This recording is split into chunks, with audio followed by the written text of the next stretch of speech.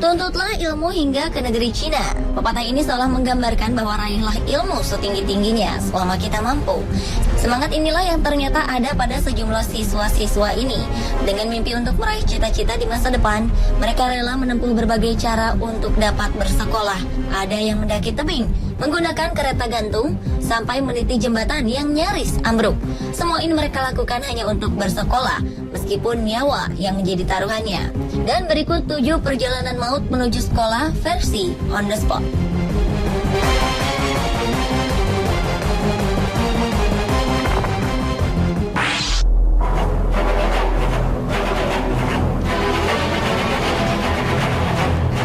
Meniti jembatan maut adalah aktivitas sehari-hari yang dilakukan siswa-siswi sekolah dasar di Dusun Sekar Putih, Kecamatan Banyu Putih, Situbondo, Jawa Timur.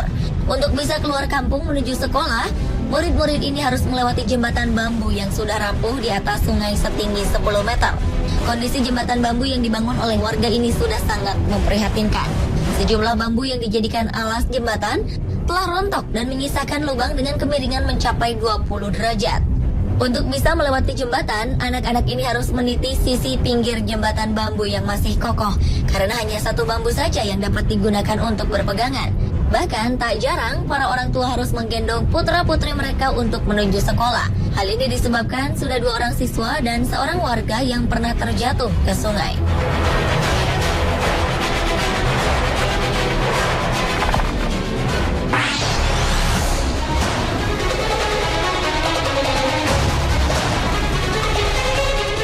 Mendaki tebing yang panjang dan curam adalah kegiatan yang selalu dilakukan oleh siswa-siswi dari SD di kota Banpo, Provinsi Guizhou, Cina. Setiap harinya sebanyak 68 siswa di SD ini harus menempuh jalur maut yang mereka sebut sebagai rock school. Jalan yang mereka lalui merupakan tebing yang sempit dan curam. Namun hal itu tidak mengendurkan semangat murid-murid ini. Dengan didampingi sang kepala sekolah, para siswa yang masih berusia muda ini berjalan beriringan untuk dapat mencapai tempat tujuan. Jalur yang sudah ada sejak 40 tahun tersebut merupakan satu-satunya jalan yang harus dilewati para siswa. Walaupun sebenarnya ada jalan lain yang lebih aman, tetapi membutuhkan waktu yang lebih lama.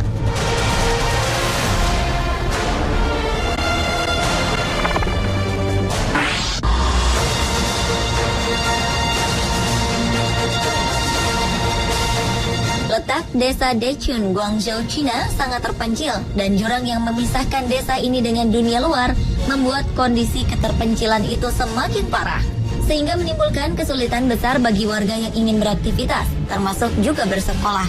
Tetapi sejak 2002 lalu, warga desa setempat membangun sebuah kereta gantung untuk dapat melintasi jurang. Kendaraan yang terbuat dari besi ini berbentuk seperti Flying Fox dengan tambahan keranjang di bawahnya. Untuk menaiki kendaraan ini dikenakan biaya 2 yuan atau sekitar Rp3.000. Cara ini memang memudahkan anak-anak di desa ini untuk dapat menuju sekolah karena lebih cepat, tetapi sangat menegangkan.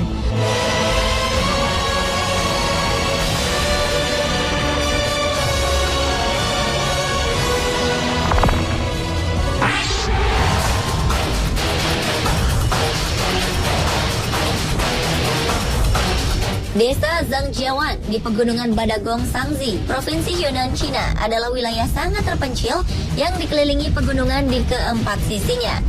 Setiap harinya, anak-anak menaiki tangga yang curam untuk dapat mencapai puncak tebing. Tujuannya hanya satu, yaitu pergi ke sekolah. Memanjat tangga adalah satu-satunya jalan keluar dari desa ini. Cara lainnya adalah mengitari gunung yang dapat memakan waktu hingga 4 jam lamanya. Meskipun para orang tua khawatir dengan jalan curam yang harus dilalui anak-anaknya, mereka tidak memiliki pilihan lain.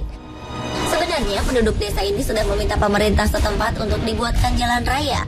Namun karena membutuhkan dana sebesar 150 miliar rupiah, rencana untuk membangun jalan raya harus ditunda.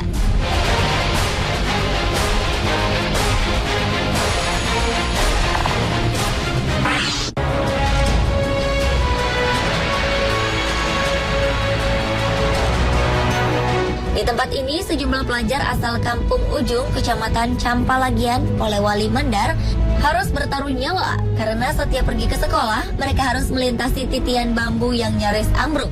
Meskipun berbahaya, pelajar ini tidak mempunyai pilihan lain, Harapan untuk dapat terus bersekolah dan meraih mimpi di masa depan membuat mereka nekat menapaki titian bambu sepanjang 25 meter ini. Kendati acap kali terjerembab dan masuk ke dalam sungai saat kayu penopang jembatan tiba-tiba bergoyang. Titian bambu yang dibangun secara darurat oleh warga ini kondisinya memang sangat memprihatinkan. Sebagian tali pengikat tiangnya terputus dan bagian bawahnya hanya ditopang oleh beberapa batang bambu yang mulai rapuh.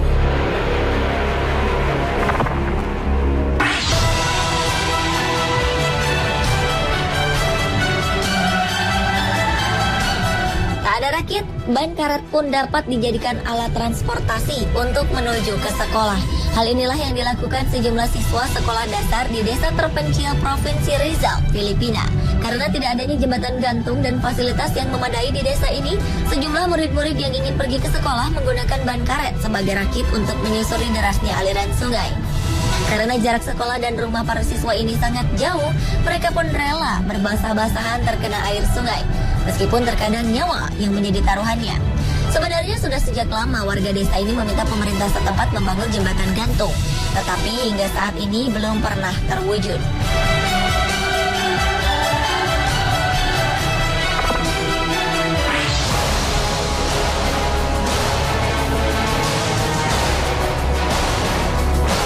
Jika pada umumnya pergi ke sekolah kita berjalan kaki atau menggunakan angkutan umum, namun tidak halnya dengan anak-anak Kolombia ini.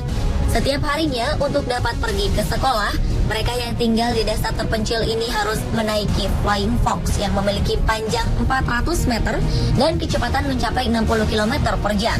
Bahkan tak jarang dari anak-anak ini menaiki Flying Fox sambil menggendong sang adik dan membawa tas sekolah. Hal ini merupakan suatu pengorbanan yang sangat besar demi menggapai cita-cita. Anak-anak asal Kolombia ini harus mempertaruhkan nyawa di atas seutas tali tanpa menggunakan alat pengaman sama sekali untuk menyusuri bukit yang tinggi sampai ke dataran rendah.